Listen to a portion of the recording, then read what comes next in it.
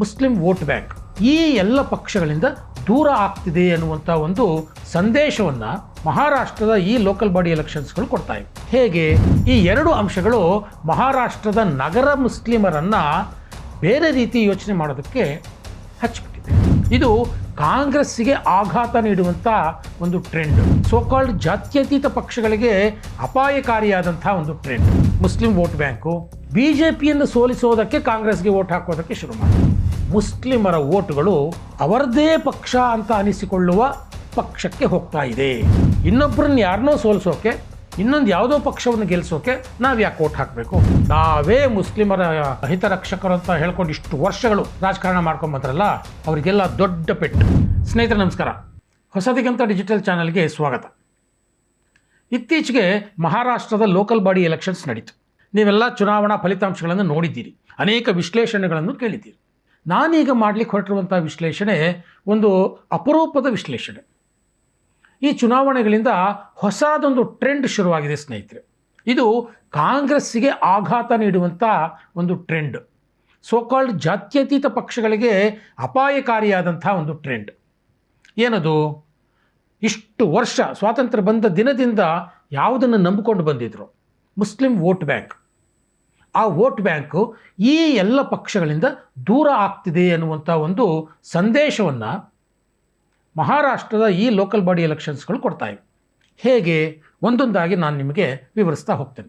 ಅದಕ್ಕೆ ಮುಂಚೆ ನೀವಿನ್ನೂ ನಮ್ಮ ಚಾನಲನ್ನು ಸಬ್ಸ್ಕ್ರೈಬ್ ಮಾಡ್ಕೊಳ್ಳಿಲ್ಲ ಅಂದರೆ ದಯವಿಟ್ಟು ಸಬ್ಸ್ಕ್ರೈಬ್ ಮಾಡ್ಕೊಳ್ಳಿ, ವಿಡಿಯೋನ ಲೈಕ್ ಮಾಡಿ, ಶೇರ್ ಮಾಡಿ. ಮಹಾರಾಷ್ಟ್ರದ ಲೋಕಲ್ ಬಾಡಿ ಎಲೆಕ್ಷನ್ಸಲ್ಲಿ ಮುಂಬೈ ಮಹಾನಗರವನ್ನು BJP ಮತ್ತು ಶಿವಸೇನೆ ಶಿಂಧೆ ಬಣ ಭರ್ಜರಿಯಾಗಿ ಗೆದ್ದುಕೊಳ್ತು, ಅದೆಲ್ಲ ಗೊತ್ತೇ ಇದೆ.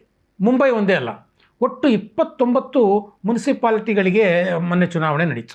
ಇಲ್ಲಿ ಒಂದು ನಾನು ಆಗಲೇ ಹೇಳಿದಾಗೆ ಹೊಸ ಟ್ರೆಂಡ್ ಒಂದು ಸೃಷ್ಟಿಯಾಗಿಬಿಟ್ಟಿದೆ. ಮುಸ್ಲಿಮರು ಯಾವ ರೀತಿ ವೋಟ್ ಮಾಡೋದಕ್ಕೆ ಶುರು ಮಾಡಿದ್ದಾರೆ ಅನ್ನುವಂಥದ್ದು ನಮಗೆಲ್ಲ ಗೊತ್ತೇ ಇದೆ. ಮುಖ್ಯವಾಗಿ ಕಾಂಗ್ರೆಸ್ ಪಕ್ಷ ಮತ್ತು ಕಾಂಗ್ರೆಸ್ನಂತೆಯೇ ಯೋಚಿಸುವಂಥ ಇತರ ಜಾತ್ಯತೀತ ಪಕ್ಷಗಳು ಮುಸ್ಲಿಂ ವೋಟ್ ಬ್ಯಾಂಕಿನ ಮೇಲೆ ಕಣ್ಣಿಟ್ಟು ಏನೇನೆಲ್ಲ ರಾಜಕೀಯವನ್ನು ಮಾಡ್ತಾ ಬಂದಿವೆ ಅನ್ನೋದನ್ನು ನಾವೆಲ್ಲ ನೋಡಿದ್ದೇವೆ. ಭದ್ರವಾದ ಒಂದು ಮತ ಬ್ಯಾಂಕ್ ಈಗ ಈ ಪಕ್ಷಗಳಿಂದ ದೂರ ಆಗುವಂಥ ಒಂದು ಸ್ಪಷ್ಟವಾದ ಸೂಚನೆ ಕಾಣ್ತಾ ಇದೆ. ಇದರಲ್ಲಿ 2 ವಿಚಾರಗಳನ್ನು ನಾನು ಮುಖ್ಯವಾಗಿ ತಗೋತೇನೆ. ಒಂದು, ಸ್ಥಳೀಯವಾಗಿ ಕೆಲ ಮುಸ್ಲಿಂ ನಾಯಕರು ಮುಸ್ಲಿಮರ ಹಿತರಕ್ಷಣೆಯ ಬಗ್ಗೆ ಮಾತಾಡೋದಕ್ಕೆ ಶುರು ಮಾಡಿತ್ತು. ಎರಡನೇದು, ಸ್ಥಳೀಯ ಸಮಸ್ಯೆಗಳ ಬಗ್ಗೆ ಮುಸ್ಲಿಂ ನಾಯಕರು ಮಾತನಾಡೋದಕ್ಕೆ ಶುರು ಮಾಡಿತ್ತು. ಈ 2 ಅಂಶಗಳು ಮಹಾರಾಷ್ಟ್ರದ ನಗರ ಮುಸ್ಲಿಮರನ್ನು ಬೇರೆ ರೀತಿ ಯೋಚನೆ ಮಾಡೋದಕ್ಕೆ ಹಚ್ಚಿಬಿಟ್ಟಿದೆ. ಯಾವುದೋ ರಾಷ್ಟ್ರೀಯ ಪಕ್ಷಗಳು, ಯಾವುದೋ ಸೋಕಾಳ್ ಜಾತ್ಯತೀತ ಪಕ್ಷಗಳು ಎಲ್ಲಿಂದಲೋ ಬರ್ತಾರೆ, ಅವರು ಬಂದು ಇಲ್ಲಿ ಒಂದಷ್ಟು ಭಾಷಣ ಹೊಡಿತಾರೆ, ಜಾತ್ಯತೀತತೆಯ ಭಾಷಣ ಹೊಡಿತಾರೆ, ಇಸ್ಲಾಂ ಸಂಕಷ್ಟದಲ್ಲಿದೆ ಅಂತ ಹೇಳ್ತಾರೆ, ಹೋಗ್ತಾರೆ. ಆದರೆ ಮತ್ತೆ ಅವರು ಮುಂದಿನ ಎಲೆಕ್ಷನ್ಗೆ ಬರೋದು. ಹಾಗಾಗಿ ಅವ್ರಿಗೆ ಯಾಕೆ ನಾವು ಮತ ಹಾಕಬೇಕು? ನಮ್ಮೂರಿನವರೇ, ಸದಾ ನಮ್ಮ ಹಿತವನ್ನು ಬಯಸುವವರು, ಮುಸ್ಲಿಮರ ಹಿತ ರಕ್ಷಿಸ್ತೀವಿ ಅಂತ ನೇರವಾಗಿ ಹೇಳುವಂಥವರು, ಜೊತೆಗೆ ನಮ್ಮ ಸ್ಥಳೀಯ ದೈನಂದಿನ ಸಮಸ್ಯೆಗಳಿಗೆ ಸ್ಪಂದಿಸುವವರು, ಇಂಥವ್ರನ್ನ ಯಾಕೆ ನಾವು ಗೆಲ್ಲಿಸಬಾರ್ದು? ಈ ರೀತಿಯ ಯೋಚನೆಗಳು ಶುರುವಾಗಿದೆ. ಇಷ್ಟು ದಿನ ಏನಾಗ್ತಾ ಇತ್ತು? ಆರಂಭದಿಂದಲೂ ಕಾಂಗ್ರೆಸ್ಸನ್ನು ಗೆಲ್ಲಿಸ್ತಾನೆ ಬಂದರು ಮುಸ್ಲಿಮರು, ಅದೊಂದು ರೀತಿ ಬೈ ಡಿಫಾಲ್ಟ್. BJP ಬಲವರ್ಧನೆ ಆದ ನಂತರದಲ್ಲಿ ಏನಾಯಿತು? ಮುಸ್ಲಿಂ ವೋಟ್ ಬ್ಯಾಂಕು BJPಯನ್ನು ಸೋಲಿಸೋದಕ್ಕೆ ಕಾಂಗ್ರೆಸ್ಗೆ ವೋಟ್ ಹಾಕೋದಕ್ಕೆ ಶುರು ಮಾಡಿತು. ಇನ್ನು ಸ್ವಲ್ಪ ದಿನಗಳ ನಂತರದಲ್ಲಿ ಏನಾಯಿತು? BJPಯನ್ನು ಸೋಲಿಸೋಕೆ, ಅದು ಕಾಂಗ್ರೆಸ್ ಆದರೂ ಆಗಲಿ, ಜಾತ್ಯತೀತ ಪಕ್ಷಗಳು ಯಾವುದೇ ಆಗಲಿ, ಅವುಗಳಿಗೆ ವೋಟ್ ಹಾಕೋದು ಅನ್ನುವಂಥ ಒಂದು ಟ್ರೆಂಡು ಮುಸ್ಲಿಂ ಮತದಾರರಲ್ಲಿ ಶುರುವಾಯಿತು. ಇನ್ನೊಬ್ಬರನ್ನ ಗೆಲ್ಲಿಸೋದನ್ನು ತಪ್ಪಿಸೋಕೆ, ಇನ್ನೊಬ್ಬರನ್ನ ಯಾರನ್ನೋ ಸೋಲಿಸೋಕೆ, ಇನ್ನೊಂದು ಯಾವುದೋ ಪಕ್ಷವನ್ನು ಗೆಲ್ಲಿಸೋಕೆ ನಾವು ಯಾಕೆ ವೋಟ್ ಹಾಕಬೇಕು? ನಾವು ನಮ್ಮವರನ್ನು ಗೆಲ್ಲಿಸೋಣ. ಈ ರೀತಿಯ ಟ್ರೆಂಡ್ ಮಹಾರಾಷ್ಟ್ರದ ಲೋಕಲ್ ಬಾಡಿ ಎಲೆಕ್ಷನ್ಸಿಂದ ಗೋಚರವಾಗುತ್ತೆ. 2 ಉದಾಹರಣೆಗಳನ್ನು ನಾನು ತಗೋತೇನೆ. ಮೊದಲನೇದು AIMIM, ಅಸಾದುದ್ದೀನ್ ಓವೈಸಿ ಅವರ ಪಕ್ಷ. ಎರಡನೇದು ಮಾಲೆಗಾವ್ನಲ್ಲಿ ಅತ್ಯಂತ ದೊಡ್ಡ ಪಕ್ಷವಾಗಿ ಹೊರಹೊಮ್ಮಿರುವಂತಹ ಇಸ್ಲಾಂ ಪಾರ್ಟಿ. ಈಗ ಒಂದೊಂದಾಗಿ ನೋಡ್ತಾ ಹೋಗೋಣ. ಒಟ್ಟು 29 ನಗರಸಭೆಗಳ ಪೈಕಿ AIMIM ಸುಮಾರು 115ರಿಂದ 125 ವಾರ್ಡ್ಗಳಲ್ಲಿ ಜಯ ಸಾಧಿಸಿದೆ. ಇದು ಕಳೆದ ಬಾರಿಗಿಂತ ಒಂದು ರೀತಿಯ ಡಬಲ್ ಸಂಖ್ಯೆ. ಒಂದು ಉದಾಹರಣೆ ಕೊಡ್ತೀನಿ. ಔರಂಗಾಬಾದ್, ಇದು ಹಳೆ ಹೆಸರು, ಈಗಿನ ಹೆಸರು ಛತ್ರಪತಿ ಸಂಭಾಜಿನಗರ್. ಇಲ್ಲಿ ಮುಸ್ಲಿಮರು ಸಾಕಷ್ಟು ಸಂಖ್ಯೆಯಲ್ಲಿದ್ದಾರೆ. ಇಲ್ಲಿ BJP ಅತಿ ದೊಡ್ಡ ಪಕ್ಷವಾಗಿ ಏನೋ ಹೊರಗೆ ಹೊಮ್ಮಿದೆ. ಆದರೆ ಎರಡನೇ ಅತಿ ದೊಡ್ಡ ಪಕ್ಷವಾಗಿ ಬಂದಿರೋದು AIMIM ಅಸಾದುದ್ದೀನ್ ಓವೈಸಿಯವರ ಪಕ್ಷ ಒಟ್ಟು 33 ಸ್ಥಾನಗಳನ್ನು AIMIM ತಗೊಂಡಿದೆ. ಅಂದರೆ ಇಲ್ಲಿ ಶರದ್ ಪವಾರ್ ಅವರ NCP, ಅಜಿತ್ ಪವಾರ್ ಅವರ NCP, ಕಾಂಗ್ರೆಸ್ ಪಕ್ಷ, ಕಮ್ಯುನಿಸ್ಟ್ ಪಕ್ಷ ಅದೆಲ್ಲವನ್ನು ಮೀರಿ AIMIM 2ನೇ ಸ್ಥಾನಕ್ಕೆ ಬಂದು ಕೂತಿದೆ. ಇದೊಂದೇ ನಗರ ಅಲ್ಲ, ಒಂದು 5-6 ಲಿಸ್ಟ್ಗಳನ್ನು ನಾನು ಕೊಡ್ತೇನೆ. ಮಾಲೆಗಾಂವ್ನಲ್ಲಿ 20, ನಾಂದೇಡ್ನಲ್ಲಿ 13ರಿಂದ 14, ಧುಲೆಯಲ್ಲಿ 10 ವಾರ್ಡ್ಗಳು, ಸೋಲಾಪುರದಲ್ಲಿ 8 ವಾರ್ಡ್ಗಳು, ಮುಂಬೈ ಮಹಾನಗರದಲ್ಲಿ 8 ವಾರ್ಡ್ಗಳು, ಅಮರಾವತಿಯಲ್ಲಿ 11ರಿಂದ 12 ವಾರ್ಡ್ಗಳು, ನಾಗಪುರದಲ್ಲಿ 7 ವಾರ್ಡ್ಗಳು, ಥಾಣೆ ಆ್ಯಂಡ್ ಮುಂಬೈನಲ್ಲಿ 5 ವಾರ್ಡ್ಗಳು. ಹೀಗೆ ಓವೈಸಿಯವರ AIMIM ಪಕ್ಷ ಮಹಾರಾಷ್ಟ್ರದ ಬೇರೆ ಬೇರೆ ನಗರಗಳಲ್ಲೂ ಸಹ ತನ್ನ ಶಕ್ತಿಯನ್ನು ಪ್ರದರ್ಶನ ಮಾಡಿದೆ. ಇಲ್ಲೆಲ್ಲ ಕಡೆ ಮುಸ್ಲಿಮರು ಕಾಂಗ್ರೆಸ್ಸಿಗೆ ಬದಲಾಗಿ ಅಥವಾ ಸೋಕಾಲ್ಡ್ ಜಾತ್ಯತೀತ ಒಕ್ಕೂಟಕ್ಕೆ ಬದಲಾಗಿ AIMIMಗೆ ವೋಟ್ ಹಾಕಿದ್ದಾರೆ.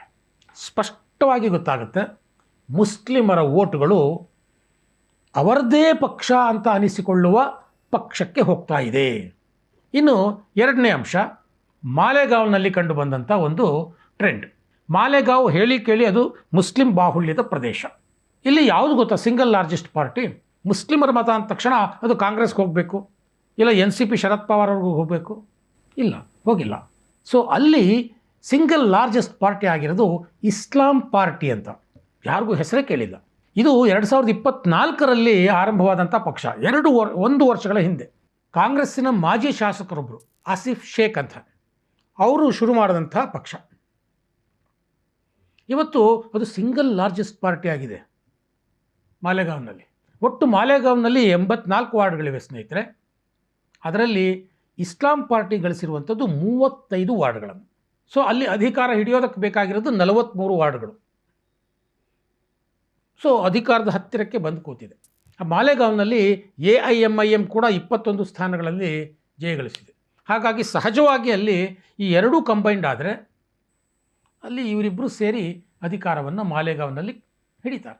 ಸ್ಪಷ್ಟವಾಗಿ ಸೋಕಾಲ್ಡ್ ಜಾತ್ಯತೀತ ಪಕ್ಷಗಳು ಅಂತ ಏನು ಹೇಳಿಕೊಂಡು ನಾವೇ ಮುಸ್ಲಿಮರ ಹಿತರಕ್ಷಕರು ಅಂತ ಹೇಳ್ಕೊಂಡು ಇಷ್ಟು ವರ್ಷಗಳು ರಾಜಕಾರಣ ಮಾಡ್ಕೊಂಬಂದ್ರಲ್ಲ, ಅವರಿಗೆಲ್ಲ ದೊಡ್ಡ ಪೆಟ್ಟು. ಸೊ ಅಲ್ಲಿ ಇಸ್ಲಾಂ ಪಾರ್ಟಿ ಗೆಲ್ಲೋದಕ್ಕೆ ಏನು ಕಾರಣ ಹಾಗಾದರೆ? ಸಾಮಾನ್ಯವಾಗಿ ಕಾಂಗ್ರೆಸ್ ಇರ್ಬೋದು, ಇಲ್ಲ ಬೇರೆ ಬೇರೆ ಸೆಕ್ಯುಲರ್ ಪಾರ್ಟಿಗಳು ಯಾವ ರೀತಿ ಪ್ರಚಾರ ಮಾಡ್ತಾರೆ? ಗುಮ್ಮ ತೋರಿಸ್ತಾರೆ. BJPಯ ಗುಮ್ಮ, RSSನ ಗುಮ್ಮ ತೋರಿಸ್ತಾರೆ. ಅಯ್ಯೋ ಅವ್ರು ಬಂದ್ಬಿಟ್ರೆ ನಿಮ್ಗೆ ಹಂಗಾಗುತ್ತೆ, ಅಯ್ಯೋ ಇವ್ರು ಬಂದ್ಬಿಟ್ರೆ ನಿಮ್ಗೆ ಹಿಂಗಾಗುತ್ತೆ, ಹಾಗಾಗಿ ನಮ್ಗೆ ಓಟ್ ಹಾಕಿ. ಇದೇ ಥರ ಓಟು ಹಾಕ್ಕೊಂಡು ಬಂದರು ಮುಸ್ಲಿಮರು. ಆದರೆ ಓಟು ಪಡೆದ ನಂತರ ಮತ್ತೆ ಆ ಪಕ್ಷಗಳ ನಾಯಕರು ಯಾರೂ ಇವ್ರ ಹತ್ರ ಬರಲೇ ಇಲ್ಲ. ಸೊ ಹಾಗಾಗಿ ಇಸ್ಲಾಂ ಪಾರ್ಟಿ ಏನು ಮಾಡ್ತು, ಮಾಲೆಗಾಂವ್ನಲ್ಲಿ ಸ್ಥಳೀಯ ಸಮಸ್ಯೆಗಳನ್ನು ಕೈಗೆತ್ತಿಕೊಳ್ತು. ಮಾಲೆಗಾಂವ್ ಅಂತಂದರೆ ಅದು ಪವರ್ಲೂಮ್ ಇರುವಂಥ ಒಂದು ದೊಡ್ಡ ನಗರ. ಅಲ್ಲಿ ನೇಕಾರಿಕೆ ಅನ್ನೋದು ಬಹಳ ಮುಖ್ಯವಾದಂಥ ಕಸುಬು. ಬಹಳಷ್ಟು ಮುಸ್ಲಿಮರು ಅಲ್ಲಿ ನೇಕಾರಿಕೆಯಲ್ಲಿ ತೊಡಗಿದ್ದಾರೆ. ಅವರಿಗೆ ಮುಖ್ಯವಾಗಿ ಬೇಕಾಗಿರೋದು ವಿದ್ಯುತ್, ನಿರಂತರ ವಿದ್ಯುತ್ ಪಡೆಯೋ ವಿಚಾರ ಇರ್ಬೋದು, ಅದಕ್ಕೆ ಮಾರುಕಟ್ಟೆ ಒದಗಿಸುವಂಥ ಒಂದು ವ್ಯವಸ್ಥೆ ಇರ್ಬೋದು. ನೇಕಾರರ ಬೇರೆ ಬೇರೆ ಸಮಸ್ಯೆಗಳಿಗೆ ಸ್ಥಳೀಯ ಶಾಸಕರು, ಅಂದರೆ ಯಾರು ಈ ಪಕ್ಷವನ್ನು ಸ್ಥಾಪನೆ ಮಾಡಿದ್ರು ಅವರು ಗಮನ ಕೊಟ್ಟರು. ಸ್ಥಳೀಯವಾಗಿ ರಸ್ತೆಯನ್ನು ಮಾಡಿಸೋದಿರ್ಬೋದು, ಕುಡಿಯುವ ನೀರಿನ ವ್ಯವಸ್ಥೆ ಇರ್ಬೋದು, ಈ ಥರದ ವಿಚಾರಗಳಿಗೆ ಗಮನ ಕೊಟ್ಟರು. ಸರಿ, ಆಗ ಅಲ್ಲಿನ ಜನಗಳಿಗೆ ಅನ್ನಿಸ್ತು, ಬೇರೆ ಯಾರನ್ನೋ ಗೆಲ್ಲಿಸೋಕೆ, ಯಾರನ್ನೋ ಸೋಲಿಸೋಕೆ ನಾವು ಯಾಕೆ ಓಟ್ ಹಾಕಬೇಕು, ನಮ್ಮವರನ್ನೇ ಗೆಲ್ಲಿಸೋಣ. ಇವರನ್ನು ಗೆಲ್ಲಿಸಿದರೆ ನಾವು ಮುಸ್ಲಿಮರ ಹಿತರಕ್ಷಣೆಯನ್ನೂ ಮಾಡಿದ ಹಾಗಾಗುತ್ತೆ, ನಮ್ಮ ಬೇರೆ ಬೇರೆ ಸಮಸ್ಯೆಗಳು ಬಗೆಹರಿಯುತ್ತೆ. ಸೊ ಹಾಗಾಗಿ ಮಾಲೆಗಾಂವ್ನಲ್ಲಿ ಮುಂದಿನ ದಿನಗಳಲ್ಲಿ ಇಸ್ಲಾಮಿಕ್ ಪಾರ್ಟಿಗಳು ಅಧಿಕಾರ ಹಿಡಿಯೋದರಲ್ಲಿ ಸಂಶಯ ಇಲ್ಲ. ಈ ರೀತಿಯ ಅನೇಕ ಉದಾಹರಣೆಗಳನ್ನು ಕೊಡ್ತಾ ಹೋಗ್ಬೋದು. ಸುಮಾರು 6ರಿಂದ 7 ಮುನ್ಸಿಪಾಲ್ಟಿಗಳಲ್ಲಿ ಈ ಮುಸ್ಲಿಂ ಪಾರ್ಟಿಗಳು, AIMIM ಇರ್ಬೋದು, ಇಲ್ಲ ಇಸ್ಲಾಂ ಪಾರ್ಟಿ ಇರ್ಬೋದು, ಇವು ಬಹಳ ನಿರ್ಣಾಯಕವಾದಂತಹ ಪಾತ್ರವನ್ನು ವಹಿಸ್ತವೆ. ಸೊ ಕಾಂಗ್ರೆಸ್ ಸೋಲಿಗೆ ಏನು ಕಾರಣ ಅಂತ ಗೊತ್ತಾಯ್ತಲ್ಲ, ಆ ಕಡೆ ಹಿಂದೂಗಳ ಓಟನ್ನು ಕಳ್ಕೊಳ್ತಾ ಇದೆ, ಈ ಕಡೆ ಮುಸ್ಲಿಮರ ಓಟನ್ನು ಕಳ್ಕೊಳ್ತಾ ಇದೆ. ಇದು ಮಹಾರಾಷ್ಟ್ರದ್ದಾಯಿತು. ಈ ಟ್ರೆಂಡನ್ನು ಸ್ನೇಹಿತರೆ ಪಶ್ಚಿಮ ಬಂಗಾಳ ಭಾಳ ಸೂಕ್ಷ್ಮವಾಗಿ ಗಮನಿಸ್ತಾ ಇದೆ. ಯಾಕಂತಂದರೆ ಈ ವರ್ಷ ಪಶ್ಚಿಮ ಬಂಗಾಳದಲ್ಲಿ ಚುನಾವಣೆ ನಡೆಯೋದಿದೆ. ಪಶ್ಚಿಮ ಬಂಗಾಳದ ಜನಸಂಖ್ಯೆಯ ಪೈಕಿ 30% ಮುಸ್ಲಿಮರಿದ್ದಾರೆ. TMC ಅಂದರೆ ಮಮತಾ ಬ್ಯಾನರ್ಜಿ ಸಂಪೂರ್ಣವಾಗಿ ಅವಲಂಬಿಸಿರೋದೇ ಮುಸ್ಲಿಂ ಮತಗಳ ಮೇಲೆ. ಹಾಗಾಗಿ ವೆಸ್ಟ್ ಬೆಂಗಾಲ್ ರಾಜಕೀಯ ಪಕ್ಷಗಳು ಈಗ ಮಹಾರಾಷ್ಟ್ರದ ಈ ಚುನಾವಣೆಯ ಈ ಟ್ರೆಂಡನ್ನು ಬಹಳ ಗಂಭೀರವಾಗಿ ತಗೊಳ್ಬೇಕಾಗತ್ತೆ. ಯಾಕಂತಂದರೆ ಮುರ್ಷಿದಾಬಾದ್ನಲ್ಲಿರುವಂಥ TMC MLA ಹುಮಾಯೂನ್ ಕಬೀರ್ ಇತ್ತೀಚೆಗೆ TMCಗೆ ರಾಜೀನಾಮೆ ಕೊಟ್ಟರು. ಯಾಕೆ? ನಾನು ಅಲ್ಲಿ ಮುರ್ಷಿದಾಬಾದ್ನಲ್ಲಿ ಒಂದು ಬಾಬ್ರಿ ಮಸೀದಿನ ಕಟ್ಟಿಸ್ತೀನಿ ಅಂತ ಅಂದರು. TMC ಅವರನ್ನು ವಜಾ ಮಾಡ್ತು. ಹಾಗಾಗಿ ಅವರು ರಾಜೀನಾಮೆ ಕೊಟ್ಟು ಹೊಸ ಪಕ್ಷ ರಚನೆ ಮಾಡ್ತೀನಿ ಅಂತಂದರು. ಮುರ್ಷಿದಾಬಾದ್ ಹೇಳಿ ಕೇಳಿ ಅದು ಮುಸ್ಲಿಂ ಪ್ರಾಬಲ್ಯದ ಪ್ರದೇಶ. ಅವರು ಅಲ್ಲೀಗ ಸ್ಥಳೀಯ ವಿಚಾರಗಳನ್ನು ಎತ್ಕೊಳ್ತಾ ಇದ್ದಾರೆ. ಅಷ್ಟೇ ಅಲ್ಲ, OIC ಪಕ್ಷದ ಜೊತೆ ಹೊಂದಾಣಿಕೆ ಮಾಡಿಕೊಳ್ಬೇಕು ಅನ್ನುವಂಥ ಚಿಂತನೆಯಲ್ಲಿ ಅವರಿದ್ದಾರೆ.